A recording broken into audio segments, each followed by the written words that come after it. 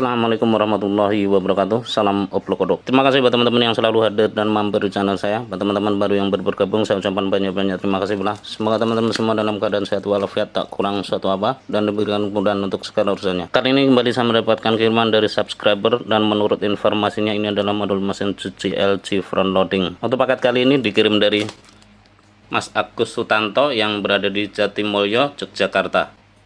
Berawal dari kerusakan mesin cucinya ini, mungkin beliau mencari beberapa referensi di YouTube, dan alhamdulillah ketemu dengan channel saya. Selanjutnya beliau menghubungi saya melalui chat WhatsApp, dan inilah screenshot komunikasi saya dengan subscriber saya tersebut.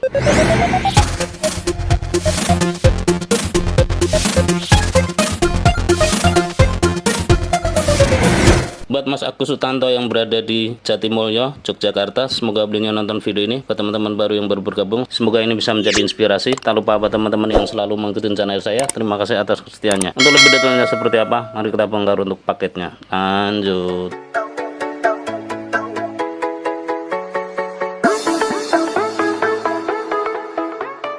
Dan inilah modul mesin cuci tersebut setelah saya keluarkan dari packingnya. Seperti biasa, sebelum kita melakukan langkah-langkah perbaikan lanjutan, di sini coba kita lakukan pengecekan secara fisik terlebih dulu. Karena menurut informasinya memang sebelumnya sudah dilakukan usaha perbaikan.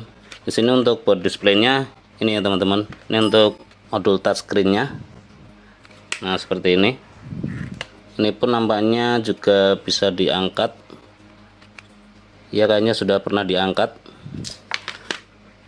Selanjutnya ini adalah rotary switch-nya.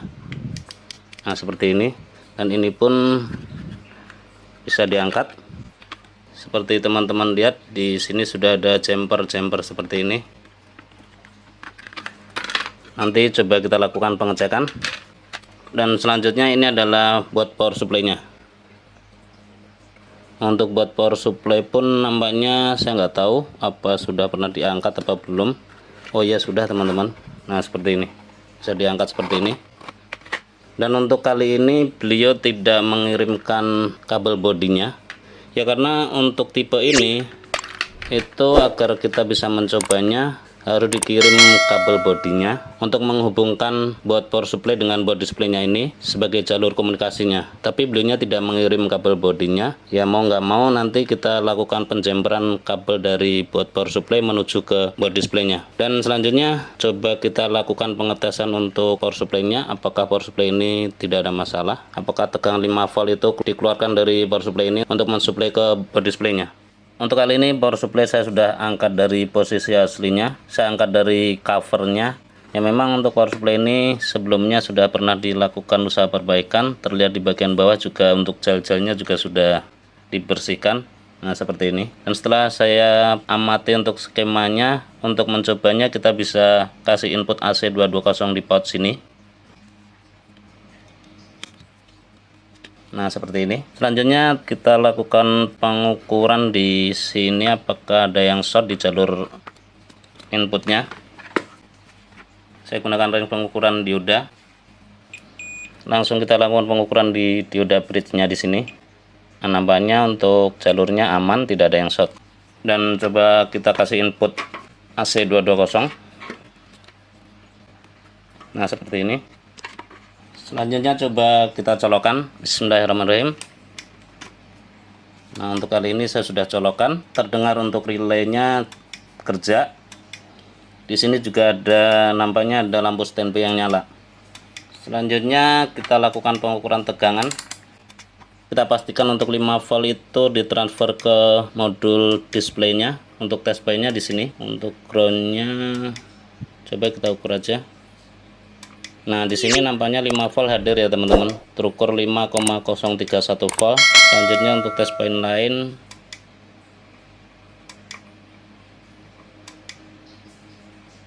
nah untuk 12 voltnya juga hadir, terukur 13,29 volt. Dan dari hasil pengukuran ini untuk power supply saya kira tidak ada masalah. Dan lanjut kita fokus di board displaynya. Untuk menghubungkan power supply ke board displaynya ini tentunya saya akan gunakan kabel universal ya, karena memang beliaunya tidak mengirim kabel bodinya. Saya akan hubungkan di soket ini ke board displaynya yang di sini. Oke teman-teman, untuk kali ini saya sudah gunakan kabel jumper seperti ini. Nah seperti ini, dan ini asal terhubung aja karena untuk sekedar mencobanya. Selanjutnya coba saya colokkan untuk melihat jenis kerusakannya itu seperti apa. Nah, untuk kali ini saya sudah colokkan. Di sini terlihat untuk indikator standby-nya juga nyala. Nah, itu. Dan terlihat relay juga sudah bekerja. Selanjutnya saya tekan tombol powernya yang di sini. Nah, nampaknya tidak merespon ya teman-teman. Dan memang seperti ini untuk informasi yang beliau sampaikan. Nah, nampaknya tidak bisa merespon. Selanjutnya saya akan lakukan penelusuran terkait kasus ini untuk sumber permasalahannya itu dari mana, dan untuk prosesnya akan saya skip karena durasi. Setelah mendapatkan titik terang, kembali saya akan share ke teman-teman. Lanjut. Setelah saya lakukan pengamatan di jalur kristalnya ini, nah di sini teman-teman, saya nggak tahu beliaunya sudah pernah melakukan pergantian untuk kristalnya ini atau belum. Tapi yang jelas di sini ada jalur yang putus teman-teman. Jadi untuk kaki yang ini itu masih terhubung ke sini, tapi untuk kaki kristal yang ini itu tidak terhubung ke sini dan jalurnya tuh terkupas. Nah, seperti itu bisa teman-teman amati, dan coba kita lakukan pengukuran apakah benar ini jalurnya terputus. Di sini saya gunakan range pengukuran buzzer. Nah, jika berbunyi bip panjang seperti ini artinya terhubung. Untuk pin yang ini ke R yang di sini, ini ada R kecil. Nah, ini masih terhubung. Selanjutnya untuk yang jalur ini, nah ini putus teman-teman, ini tidak terhubung. Nah, ini tidak terhubung. Dan untuk kaki groundnya yang tengah ini masih terhubung ke jalur ground. Nah, seperti ini. Selanjutnya untuk kaki pin yang ini akan saya jumper dengan menggunakan seutas kabel ke sini.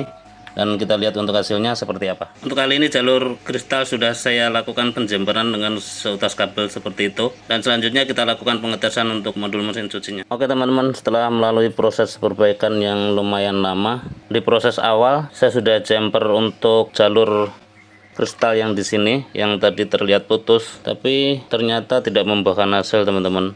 Artinya modul mesin cuci ini tidak bisa start juga, walaupun indikator di sini itu nyala. Lanjut saya ganti kristal yang dibuat power supply-nya di sini. Nah, di sini saya pun sudah lakukan pergantian juga, dan itu pun sama, tidak membuahkan hasil. Setelah melalui proses penelusuran lanjutan, untuk tipe ini ternyata kristal yang dipasang di sini itu beda ukuran. Di teknisi sebelumnya beliau pasang kristal dengan ukuran 10 MHz. Tentunya ukuran tersebut tidak standar dan normalnya itu 16 MHz. Untuk kali ini saya pasang di bawah seperti ini karena memang jalurnya itu sudah rusak yang di sini ya teman-teman. Nah, di situ. Selanjutnya setelah pergantian kristal yang di area board display-nya ini, kita hidupkan untuk modul mesin cucinya. Saya colokkan. Nah, bisa teman-teman lihat untuk kali ini modul mesin cuci sudah bisa hidup. Tapi di sini untuk buzzer memang tidak saya hubungkan. Harusnya dihubungkan di soket yang ini teman-teman. Coba saya matikan. Saya hidupkan kembali. Nah, seperti ini. Nah, seperti ini. Tapi bisa teman-teman lihat di sini ada lampu yang mati. Coba saya ulang. Nah, di sini yang lampu pertama ini.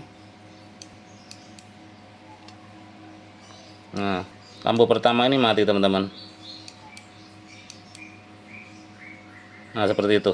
Tentunya akan saya lakukan pergantian dulu untuk lampunya ini, dan untuk buzzer coba nanti saya akalin, saya hubungkan ke board power supply-nya agar kita bisa melakukan pengecekan. Lanjut. Setelah semua selesai, di sini untuk lampu saya sudah lakukan pergantian. Selanjutnya untuk buzzer saya sudah jumper juga, dan coba kita kembali hidupkan untuk modul mesin cucinya. Saya colokkan.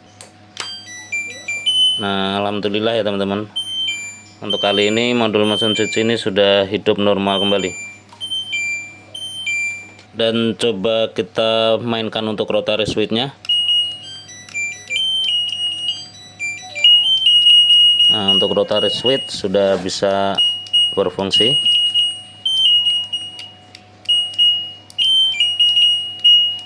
Nah, seperti ini. Selanjutnya untuk fungsi touchscreen. Nah, ini pun sudah berfungsi. Dan coba saya matikan. Nah, kemudian saya hidupkan. Nah, untuk kali ini modul mesin cuci ini sudah normal kembali. Dari hasil percobaan ini saya bisa pastikan untuk modul mesin cuci ini sudah normal kembali. Terima kasih buat teman-teman yang sudah mengikuti tutorial ini dari awal hingga akhir, semoga bermanfaat. Share ke teman-teman bila informasi ini sudah penting dan berguna. Akhirnya dari saya bila taufiq wal hidayah. Assalamualaikum warahmatullahi wabarakatuh. Salam kupluk-kupluk.